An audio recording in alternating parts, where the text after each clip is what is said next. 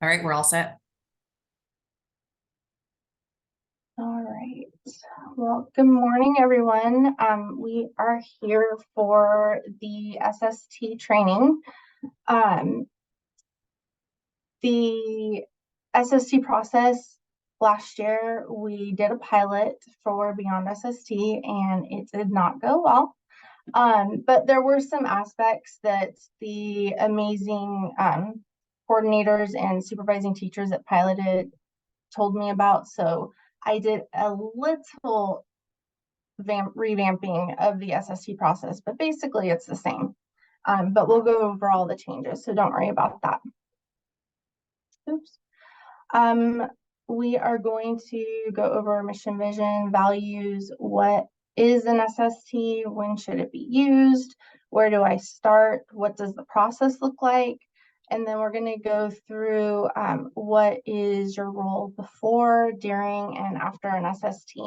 And then if you have any questions, hopefully we'll have some time at the end to go through those. Our SST program aligns perfectly with our mission and vision statement. It is completely scholar focused, one scholar at a time, and we are encouraging them to start taking responsibility for their own success and their success here at Compass. In our SST meetings, we practice all of our Arctic values: respect, teamwork, integrity, and communication, so that we can improve that achievement again for that scholar. So sorry, I have to move that real quick. The waiting room keeps popping in front of my slides. Okay, what is a scholar study team, an SST? An SST is basically a group of educators and specialists who are coming together to go through all of the information that we have, all of the data that we have on a particular scholar, so that we can brainstorm together and come up with an action plan so that we can try and help support them a little bit better. When should an SST be referred to? When you've tried all of the tier 1 and tier 2 interventions with fidelity and you are just racking your brain at what else we can do because they're just not working, then it's time for an SST. You do want to meet with your coordinator before you have an SST, and you want to make sure that you meet with the LC before you have the SST, because we do need to try all of that intervention and everyone needs to be involved. I know that the MTSS process can be very confusing and we get information at different times and we aren't sure exactly what to do with it.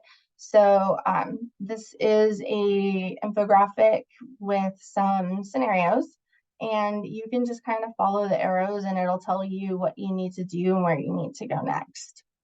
And it has everything from MTSS, SSTs, to 504s and IEPs. Where should I start? Again, the first step of the SST process is to fill out the SST referral form, which can be found on our academic support guide site under the SST tab. I do have linked on the SST tab also the triggers and timelines. It's just kind of a chart that tells you what is next in the process and the expected due dates for those items. And then this year I made a complete guide to the SST process, which can also be found on the academic support guide site under SST. And it is very thorough, but I did try and pare it down to some bullet points, and there's some sections at the bottom for directions for specific roles in the SST process. What does the SST process look like? A lot of our LCs are kind of nervous. They don't know what an SST process looks like or what it is. Assure them it is not a legal process. It is not an IEP. It's not special education. It is just a support plan to help their scholar. But I did put this little infographic together to share with the LCs if they are concerned. And it just walks them through the steps so that they know what to expect as the process goes on. All right, so you submitted the SST referral, now what?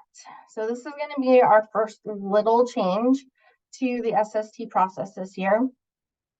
Before you would fill out the SST referral and I would send you piece by piece as I would get things back, the process or the documents for the SST. This year, instead of having to wait for me to send you all of that information, after I review your referral, I'm going to put all of the information you need in this SST guide, ST guide, sorry, for SSTs.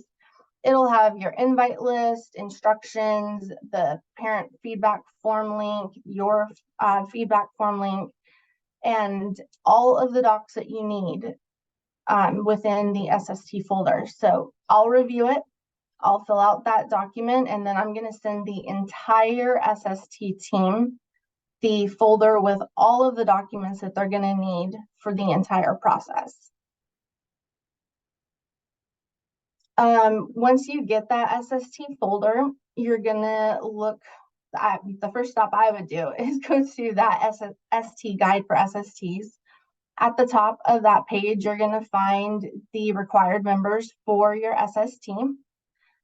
These people have been added specifically to support your scholar and whatever special needs that they have. Make sure that all of those people can make it to your meeting. I know how difficult it is, but it really is important that we have everyone there. Another little tweak to the SST process is you guys get to schedule your own SST. You were doing the follow-ups, but this year you're going to do the initial two because you're the one who knows when the LC is free and where all of your learning labs are. And so it'll be a little bit easier for you to manage it, which is why you'll have that invite list within your folder. The next step of that guide is going to be the feedback forms. Click on these links and they will take you to the forms that you need to fill out, which would be that teacher feedback form, and you can email your LC the parent feedback form. When those feedback forms get filled out, they won't come to you. They'll still come to me because I'm the owner of the forms. But as soon as I get them, I will put them in your SST folder for that scholar so that the entire team has that information and can review it. Oopsie. My mouse is very sensitive today. All right. Scheduling those meetings can be hard. Like I said, I know how hard it is, but the easiest way to do it is to layer everyone's schedules over each other and find that elusive white spot in the calendar that you can put in that SST meeting. We do want to try and be as considerate as possible. We don't want people going back to back to back without having a break. So try and find a spot where, you know, there's a little break between everyone so they can go grab some water or a snack or something that they need to make it through the next meeting. All right, once you get your meeting scheduled, it's going to be time to prep the docs for the meeting. So the first thing you're going to do is gather all of the information that the team needs to review prior to the meeting and put that in the scholar's SST folder. The next thing you'll do is prep the meeting slide deck. Definitely want to fill out that slide deck with as much information as you possibly can before the meeting starts, because it makes your meeting just go a little bit smoother. You do want to make sure that when you're presenting that deck that it is in edit mode for the meeting so that you can add in all of the information that you'll need. Important little side note, if you do know that there's a potential issue that might be brought up in the meeting, please contact me ahead of time so we can schedule a pre-meeting so that everyone on the SST team is aware of this issue and we can start brainstorming on ways to address it and support our scholars. All right, so now when it's meeting time, your deck is prepped, you're ready to go. Your LEA has the correct meeting summary page. That's our next tweak for the SST process. You no longer have to take all of that data and take it from your slide deck and put it in the summary, because our amazing piloting coordinators said, hey, we think we can take that off the SST plate. So make sure that they do have access. They should, because I'll share it with them. But make sure they have access to that meeting summary page, because they're going to take the notes from the meeting directly into that summary for you. You will still be responsible for sending it out for signature, though. Make sure that you review the positives when you get to those meetings. It's really important. You're going in, there's stress, there's, parents are concerned and there's emotions going on, and you don't want to just focus on all the negatives. So try and start your meeting out with the positives and just talking about what the scholar can do before we work on what they need a little help with. You are going to be creating some goals for your action plan, a little bit different than last year, but what we're going to do is focus on maximum 3 areas of need, and you'll write a goal for each of those areas, and then you will be working on documenting that. So once the meeting is over, you're going to put that agreed upon follow-up meeting date on everyone's calendar. Make sure you add me as optional. I will be on the list of invites as optional, but just remember, you got to invite me or I can't track it. Send out the SST meeting summary once your LEA has finished inputting the notes. And then add reminders to your calendar and the LC's calendar for that agreed upon date and time that you're going to collaborate on the weekly progress monitoring sheet. And then you're going to want to share the progress monitoring sheet with the LC. All right, so the weekly progress monitoring, anyone who's done the SSTs knows that we need to be tracking how the action plans are going. But before, we didn't have an organized place where we were keeping all of that data for the tracking. When we piloted BSST last year, one of the things that the amazing STs and coordinators liked was that they had a place to put all of that information. So we did determine that it, Beyond SST was not a good fit for our school. We talked about what didn't work, and then they shared with me what did. So one of the likes was the intervention goal tracking and how it was tracked. So this summer, I went and looked at that tracker and then tried to figure out, how can I do this for Compass that's going to be as easy as possible? So this is the first prototype. I know that there will be tweaks and we'll get feedback throughout the year on how it's going. But the intervention goal tracker will be in your SST folder. It'll be something that you talk about during the meeting, and it will be something that weekly you'll be tracking. This, like I said, it can be shared with the LC, which is great because we want them in this tracker and documenting all the things that they're doing at home as well. And this tracker will be reviewed by the SST team for the follow-up meetings, because that way we know what's working, what's not working, or why is it not working. And it probably looks a little scary because everything new is scary. So I just put in how easy it is to use it. The goals will be written in the slide deck. And as you can see, they are exactly aligned to the tracker. So all of the information in your tracker is going to come directly from your slide deck that you all worked on in the meeting. And then when you get to the weekly progress monitoring, it is 5 easy data points, 2 of which have drop downs.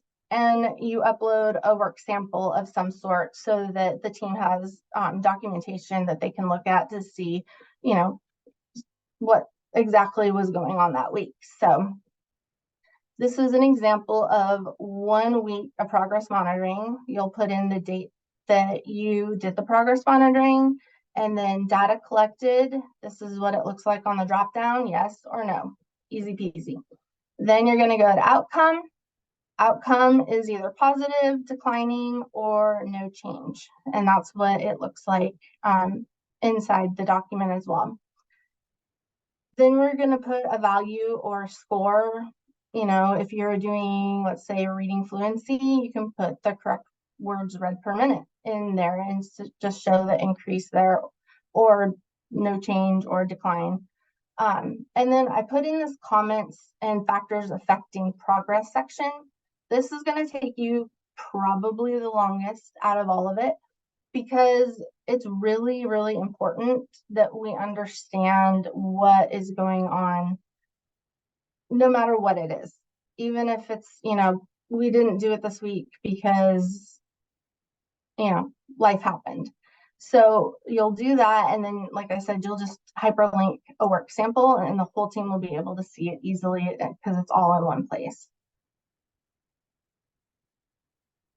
There we go. So like I said, it won't take too long. It's 5 easy questions.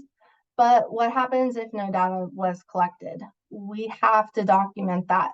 So like I said, life happens. Some weeks just don't go the way we planned, but we do need to know that, and we need to know why the goal was not implemented that week, because it does factor into how much growth we can expect to see from the scholar. And that is a crucial part of the process, because we can't know if the goal is working if we don't know what's going on. All right, so now we've collected all of our data, and it's time for the follow-up meeting.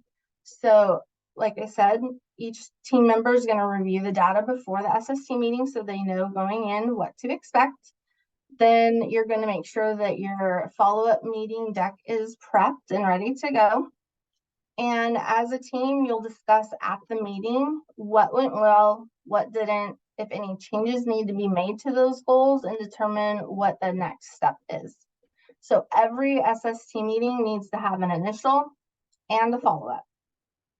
From that second meeting, you can determine, do we need a third meeting? Is the plan that we have working and we can go ahead and end this process? Or do we need some more support and we need to look at some other options? So what is your role before the SST meeting? Like we talked about earlier, you do want to make sure that you are talking with the parent all the time. You know what's going on. You're collaborating with your coordinator on ideas and support. Make sure that you've put all of that intervention in place for 6 to 8 weeks. You want to make sure that you've tried everything, but it's not working, and then you make that SST referral. You're going to send in the feedback forms before the meeting. You'll fill out your documents, or not fill out, you'll gather all your documents. You'll fill out your meeting slide deck, and you'll collaborate with your coordinator or with me if you have any questions or concerns about the process, or if there's concerns that you know are going to come up in the meeting and you feel like the team really should talk about ahead of time. In the meeting, the supervisor teacher role, you will be facilitating the meeting just like before, using the provided slide decks. You will help the team brainstorm appropriate interventions. You'll lead the group in problem-solving effort, redirect discussion as necessary. Sometimes discussions and meetings like that can go way down a rabbit hole, and we need to kind of hone that back in because we do have a time limit. Offer reasonable and appropriate alternatives. Provide support to the scholar and parent. Suggest other available general education programs when the scholar qualifies. For instance, if they have ELD tutoring, suggest that they attend. If they qualified for MTSS intervention tutoring, we want to make sure they're attending those as well. And then schedule up that follow-up meeting There is a slide in the deck that will prompt you to do this, so you don't have to try and remember. It's already there for you. The meeting should be at least 6 weeks from the meeting date. Oops. And then for after the meeting, again, you're going to get that SST summary from your LEA and send it out for signatures. You're going to add the follow-up meeting to the calendar and invite all the attendees. Ensure that all attachments are attached to the SST folder, because that's where everyone in the team is going to be looking for them. Add goals to the progress monitoring sheet found within your folder. Make sure you share that with the LC and that you guys are working in it together. Progress monitoring should be documented weekly in the progress monitoring tracker. It's really important that we have at least 5 data points to know if a goal is working or not. So we really want to make sure that we're getting those weeks in there. And then email the signed meeting summary to me so that I can check it off and make sure it's in the folder. You're going to notify your coordinator when you're done with all of the tasks and collaborate with your coordinator or with me if you have any questions or concerns. Oops. My role during the SST process, I review your referrals. I determine the appropriate team members. I send you all of your documents, and when your feedback forms come in, I add those as well. I track the progression of your SST meetings and the outcomes. Those are important data points that we need to report out on.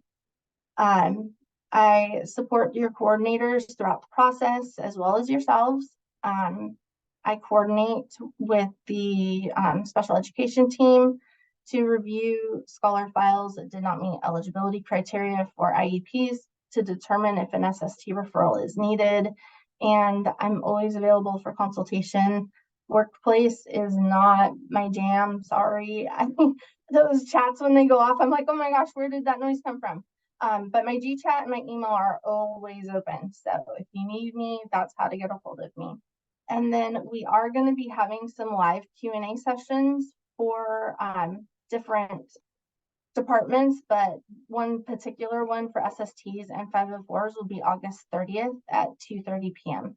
So if you have any questions after this and you want to come and clarify, or you want to take a look at the progress tracker, like not in person, obviously, because we're virtual, but get to like see how it's working, you can always jump in that session and feel free to ask. Oops. Wrong way again. All right, do we have any questions? We also have links in the deck, which I believe was shared with you. There's our academic support ticket, which goes to all of us in our department, and whoever needs to answer it will. And then we also have our frequently asked questions for professional learning and training for academic support, hyperlinked at the bottom of the deck as well.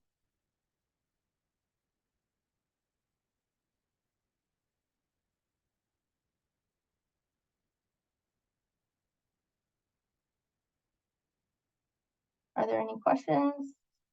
Let me see.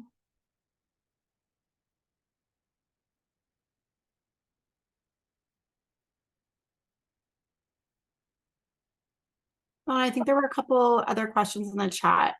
Yeah, I'm looking through them. I'm just a slow reader. All right. Can their data page be added as a tab to their PLP so that everything is in one place? Are you talking about the progress monitoring tracker? Yes. Okay, so you can put the hyperlink to the document on there so that it's easy for the parent to find. But when you open it up, then it'll take you to the tracker that's within the file. Are we saying that LCs and STs now have to support samples for kids in the SST process? Yes, they should have always been doing that, Alyssa. When we're doing goals, we have to have the data, so it has to be tracked. each week. So it shouldn't be something new or extra. It just goes in there as what they did that week, working on that particular goal. Not something that I think that I've ever heard of before. As we were working with, with scholars and SSTs, the teacher works with family, right? They're supporting, but now I don't know of any family that that was the expectation, that the family turned in weekly work samples. So that's just a big change of something that would have to be communicated to families, that they now have that additional requirement. Okay. Sorry, that just kind of threw me off a little because progress monitoring has been mentioned in all of the SSTs trainings. Maybe this just seems more formal, like a more formal step, right? Like instead of it being that monitoring between the ST and the LC or the scholar, right? That they're tracking, they're aware, they're in touch with the family. This seems like another step, making it a lot more of a formal monitor. Got it. Okay. All right. Well, I can work with the directors and put something together about the SST process and progress monitoring. That is a really important part of any of the goals for intervention, is that monitoring piece. And one of the things that we did like about Beyond SST was that it had a place to put all of that, because before we didn't really have a place where the monitoring was living. So it is a little bit more formal because we do have a designated spot for it now. But I'll work with Janae and Keelan and come up with something that we can put out there for the SSTs.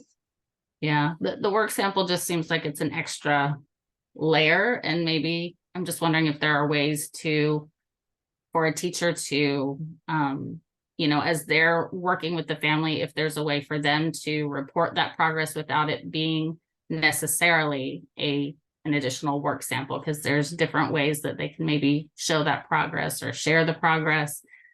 Just trying to make sure that we don't want to dissuade anybody from entering into this process, because now they feel like, oh, it's so much extra work, or the family's going to be like, I don't want to do this because that's way more than I signed up for. I just want to make sure that we can find ways to support the families and the teachers, so that as their progress monitoring, there's not just hindrances. That's all I'm saying. Dawn, can I jump in for a second? I just want to say, from a special education standpoint, when we're getting to a place where a student is struggling enough to go to an SST and potentially an IEP, we have to have data. And data cannot be anecdotal. We have to have something that says, yes, this kid is struggling and here's why. Because in order for us to provide the right support and the right services, we have to see what is going on. And as much as the parents I get it. My kids go here. I wouldn't want to submit extra samples. But I think the information to relay back to the parent is, okay, we're seeing a need here. We have to see exactly what the need is so that we can make sure your kid gets the right services.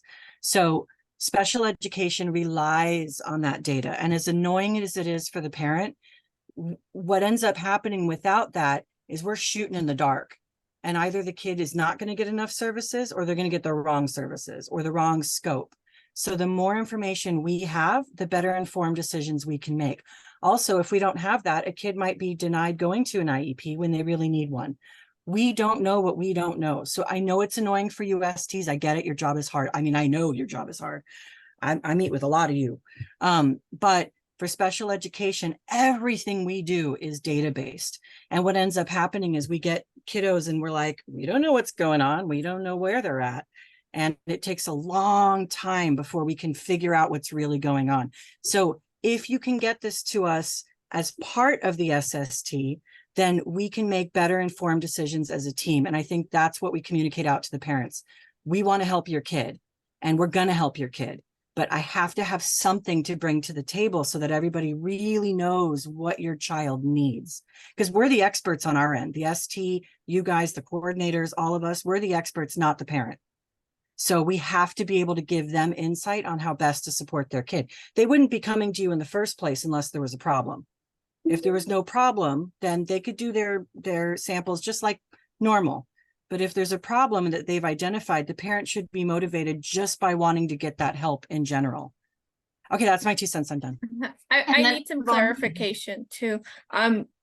If a parent tells me I want an IEP, I cannot deny them saying, no, you can't have it. You have to have an SST. By law, I have to say, okay, let me get the steps to get an IEP. Is that correct or not? That's correct. Once they request an IEP, the timeline begins. However, I urge all of you, SST is the way to go. IEPs are very costly and sometimes kids don't need them. And it's better to have other resources available. If they do request an IEP, the day they request it in writing, the time begins. So that is true. However, even if they go straight to an IEP and they request an IEP and that timeline starts, we still need all the samples and the data. It doesn't change that need. All that still has to be discussed in a very thorough way with our team. And at the bottom of the IEP referral form, it tells you that you have to now go fill out the SST form, because while they're going through the IEP assessment process, we need to be putting supports in place for the kid for one, and we need to be tracking data to give to our SPED team. Because like Siobhan said, if we have no data and we can't show that we've been making a, concerted effort to make sure that these kids are getting everything they need, they can be kicked out of the IEP process just because there's lack of exposure, there's lack of data to show that they have been doing all of this. So Hi guys. it's really important. Oh, Dawn, I think that Keelan's hand guys. was, Keelan's hand was raised. I just wanted to. Hey, Amy's here. Can I clarify a couple things real quick that I've heard? That first of all, a scholar who is not eligible for special education, they don't request an IEP. They're requesting an assessment to determine whether or not they have a need in special education. So like any parent who says, I want an IEP, we need to then determine, what are you asking for? Because step one is assessment always. The only parents now, a parent can, once a scholar's eligible for special education, has nothing to do with the SST, then they can request an IEP meeting. So I want to make sure that language is clear. Parents have the right to request assessment.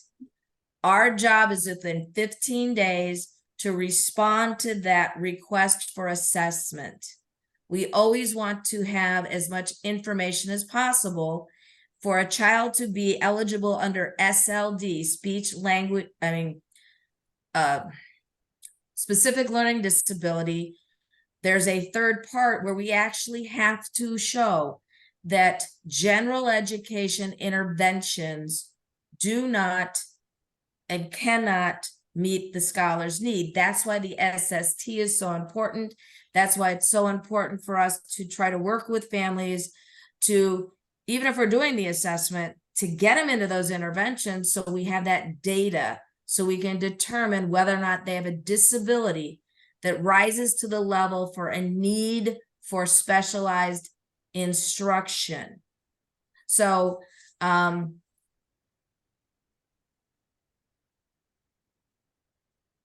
if there's times with the timeline, depending on the student needs and what we know, that's where we deal with it on our end with special education.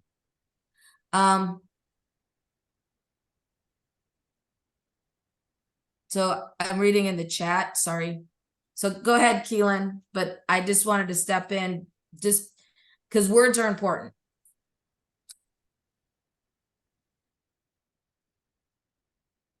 Thank you and good morning, everyone.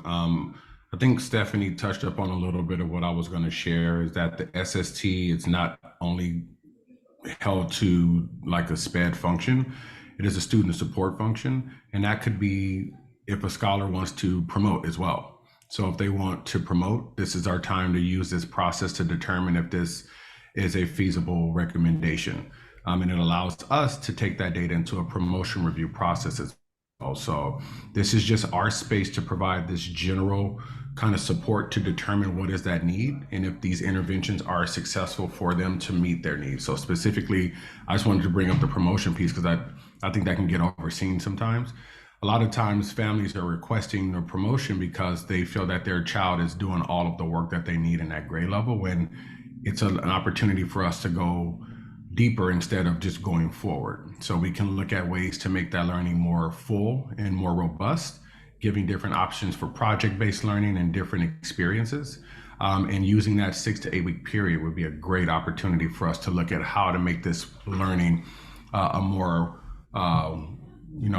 in-depth experience for the scholar. So I appreciate us sharing that information there specifically. But in terms of the data collecting process, I think the biggest kind of sore point coming from teachers would be the work sample collection process, and that's not necessarily something that is being collected every week for every scholar. But it is important to note that if a family is electing to be a part of this process because there is a need that they have, we recommend it and they're going to follow through with it, then this would be an expectation for us to get that data, because this is a specific process for that scholar in that space. And that is a general practice that happens at every school, where you go through, you look at data that is going based on that intervention only. It's not just a general work sample. It could be, if this is the intervention, then this is how it goes.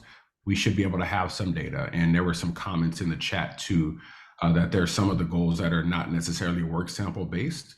And that's true as well. But that we just probably need to ensure that the goals that we have in place are the ones that are the most accurate representation of that, so we can determine what that data would look like. But there are some goals that may not require a direct work sample, and we may need to kind of tease that out a little bit to determine what that may be. But most of the time it's going to be something that is academically inclined. So therefore we want to make sure that we are having the data to speak to that. And even if it's something that's attendance based, there's a chance that if they're not attending, there is some type of gap. So if we can identify what that is and not only monitor the attendance, but actually monitor the growth, then we'll be able to determine if these interventions are being successful. Yes, exactly. If one of your goals is that they're attending their MTSS intervention tutoring, then the work sample would be the attendance log that Melissa puts in her headquarters for you. Or, some things are going to be not a complete sample. Work samples don't have to be documents, pieces of paper. They can be videos of working on a behavior, or, a audio recording of the kiddo reading, if that's what you're doing. It doesn't have to be a piece of paper, but it does have to provide data on if that intervention was, one, worked on that week, and two, how did it do? Because we can't just say, okay, this is your intervention and expect that it's going to work for every single kiddo. The intervention might need to be tweaked. It might need to be thrown out and changed. And that's what you'll do at your follow-up meeting, is figure out, is it working? Our data says that it's not. Okay, why? That's why we have that anecdotal part where you can put in what happened. And then you can determine, okay, we need to put more focus on getting this intervention done this week, or this isn't working, we need to try something else. So that's all the work sample and the part of the progress monitoring is for. Yeah, Erin?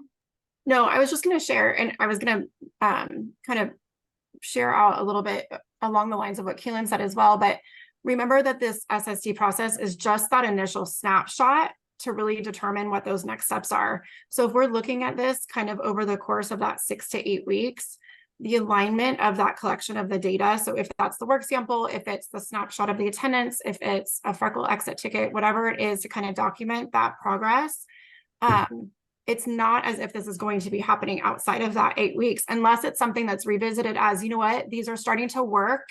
We're seeing some movement in this area, so let's continue on with these goals and see if it better supports. But I just wanted to remind you that too, this isn't something that'll be forever for the scholar, but it's really providing that opportunity to use that data and that progress, whatever it is. So if it is in the form of any of those things, even within a connection meeting, it's at least giving us some type of data to provide that next step. So if it's intervention, if it's discussion around a potential 504, if it's, you know, any of those things. So it's really that snapshot within the 6 to 8 weeks. And we need something to really help better inform those decisions coming out of that process. So I just wanted to share that piece. All right. Are there any other questions? I'm going through the chat, but if you want to pop on the mic and ask out loud, that's cool too.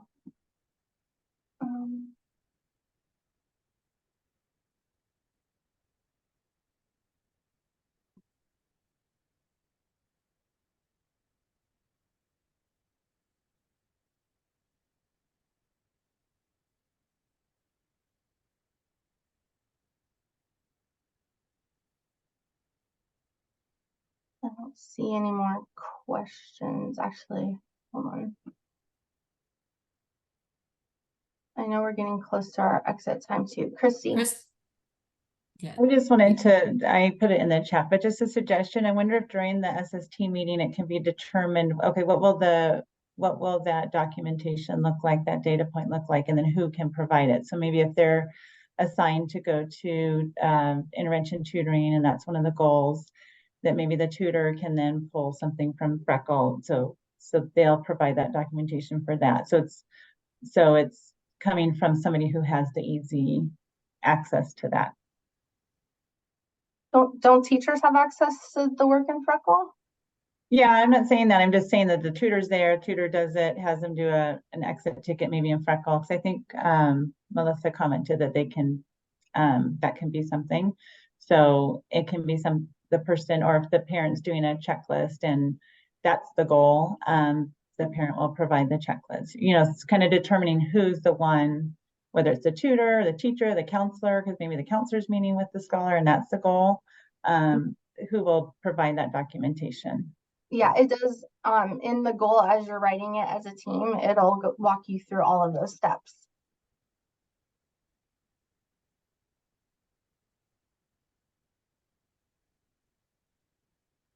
You guys type way faster than I can read.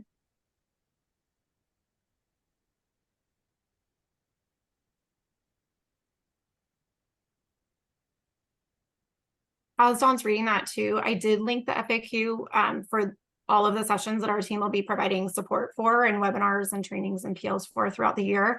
I'm going to drop that I'll drop that again in the chat. But as you continue to think of more questions, please feel free to add questions in there. We're going to continue to monitor that too. If you want to add a comment and tag us, you know, if you're looking for a response, let us know. Similar to what we did something similar with the coordinator team too, just to continue this dialogue as well throughout that year. Too. So I hope that that'll help. I'll put that in there right now. Amy?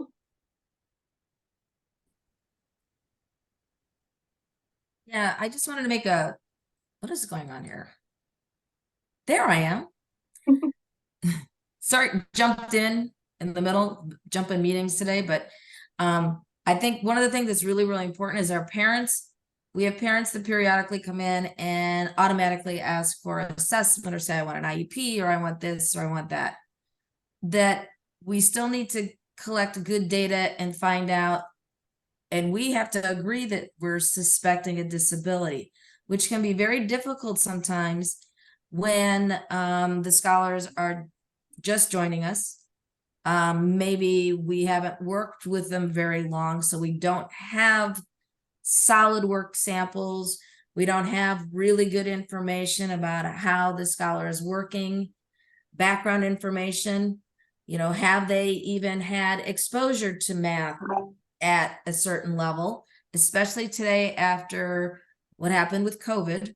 A lot of kids have that lack of instruction piece, which is not a disability, but it can look like a disability sometimes. There is also social, emotional underpinnings for a lot of students after COVID.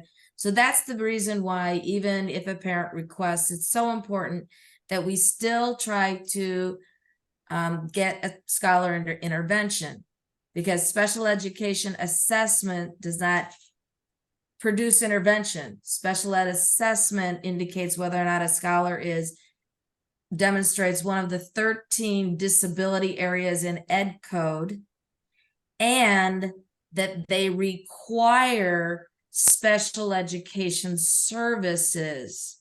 So it's two-pronged. A scholar could demonstrate a disability and not need special education. A scholar may not even demonstrate one of the 13 disability areas. And the process is long. It's 15 days to send the assessment plan. Parents have 15 days to get us the assessment plan back. Then we have 60 days to complete the assessment. If during that time we can have a scholar doing some interventions and have documentation, then we can really have a really solid assessment and really know what a scholar may need. So that's why it's so important. It's a slow process on purpose, because we don't want to label a child with a disability if they don't really have a disability. And it's really tough right now, and I know it, because all the stuff that happened with COVID, we've got kids with big gaps. So I just wanted to thank everybody, and with the great thought process. And SST, assessment for 504ST is just one of many outcomes that can come from a student study team meeting where everyone's problem solving for the best of that scholar. So thanks. Yeah, our ultimate goal would be to put an action plan in place that supports the scholars so well that they don't need any more support. They're doing great in the general education environment because that is their least restrictive environment. Any other questions? I'm not sure if I missed one, or I was looking for question marks specifically because there's a lot of stuff in the chat.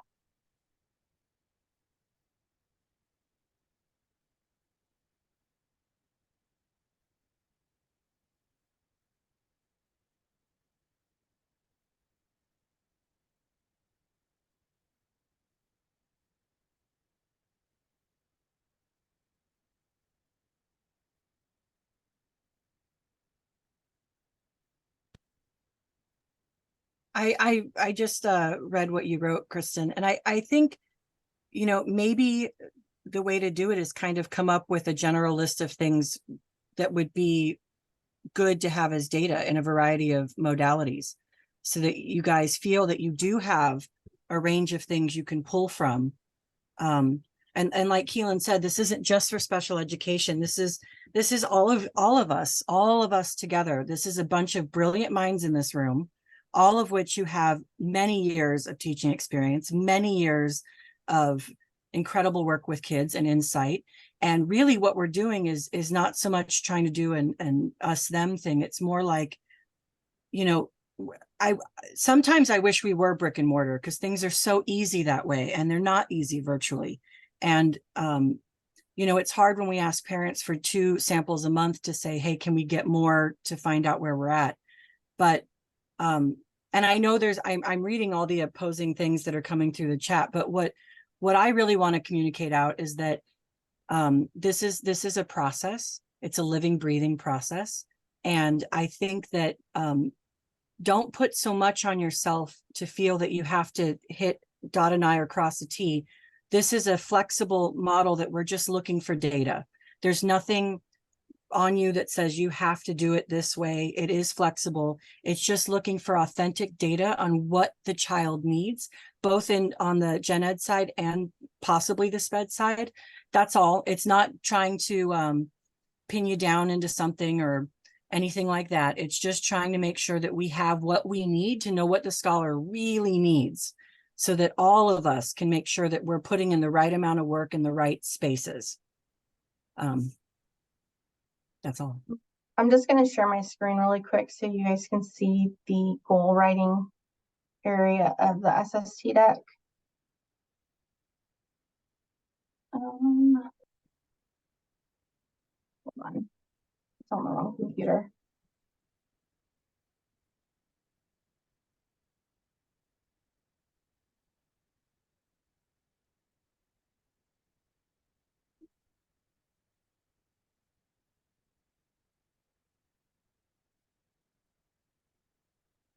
All right. So this is the goal section of the Oh, the SST. first day that we signed up for Monday.com, our department.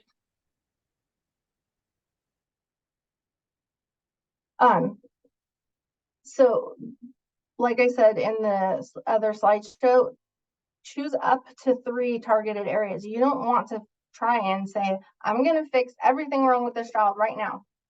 That's too much. It's overwhelming for everyone. You really need to focus on 1 or 2 things that you're going to put a lot of effort into to see if they can make growth. So you're going to choose up to 3 targeted areas. And then you're going to write a goal and it walks you through it. So you have your targeted area that you picked on the previous slide.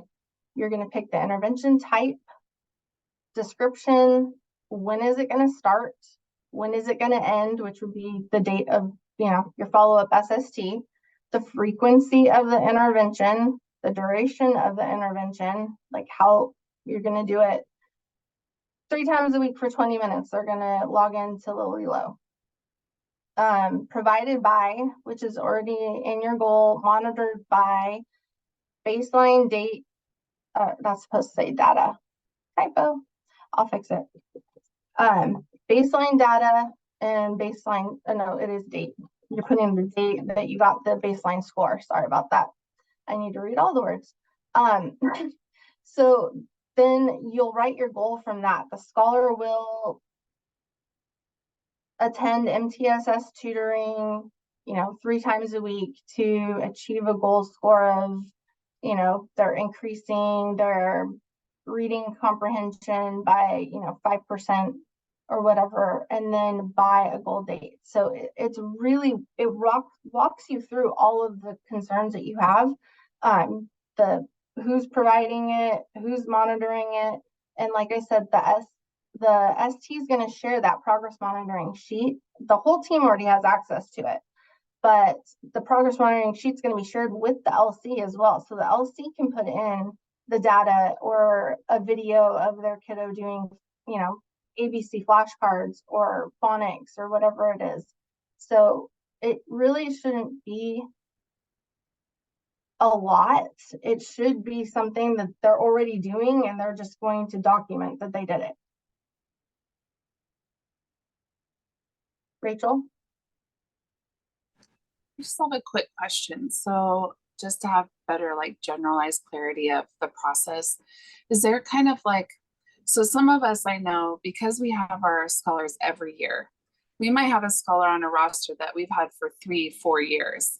And we've been doing a lot of these different techniques, working with them, having them go to tutoring, have them do tutoring outside of, our Compass tutoring.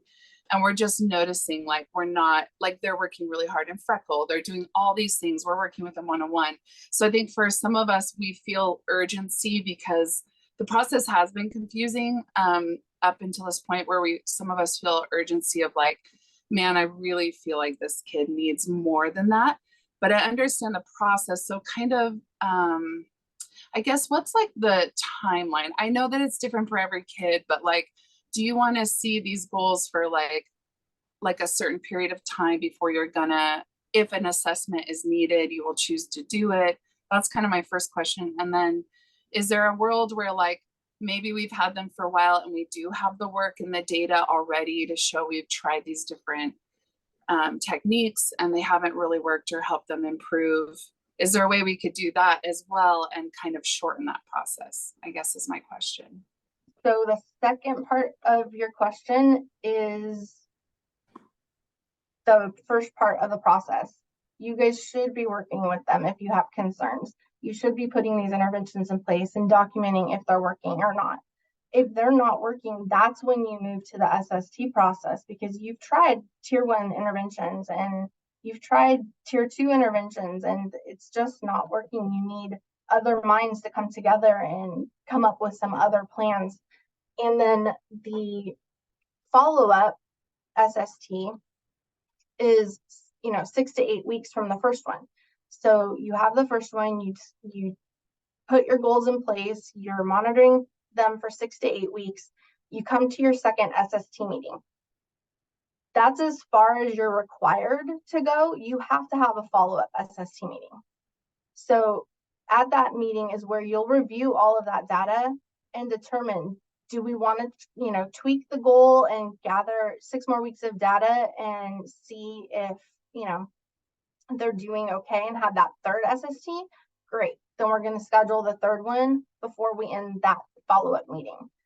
If you guys, through the process of discovery, come up with, hey, this isn't working and this kiddo, we have documented, disability, then that's when the team needs to be talking and saying, okay, well, let's see if we have enough data. Should we refer to SPED? Should we refer to 504? And if you guys have questions about any of that, talk to me and your coordinator before you get to that meeting.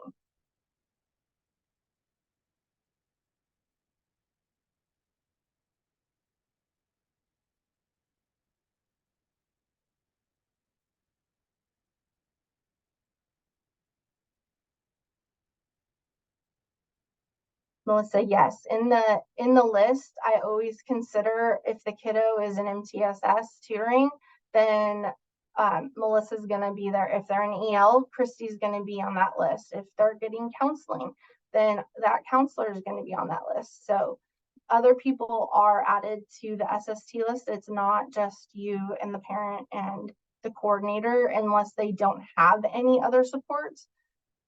But they probably already do if they're going to the SST.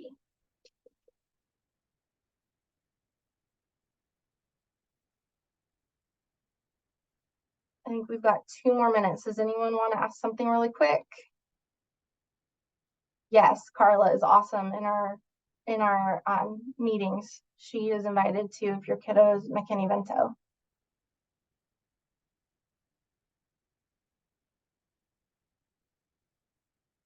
All right. Well, if there aren't any more questions, you guys, thank you so much for being here. If something pops into your head after the meeting or after reviewing the slide deck, there's the support ticket and there's also the frequently asked questions link at the very end, and you can put some questions in there that you think everyone might need, the answer to, and I will get you your answers.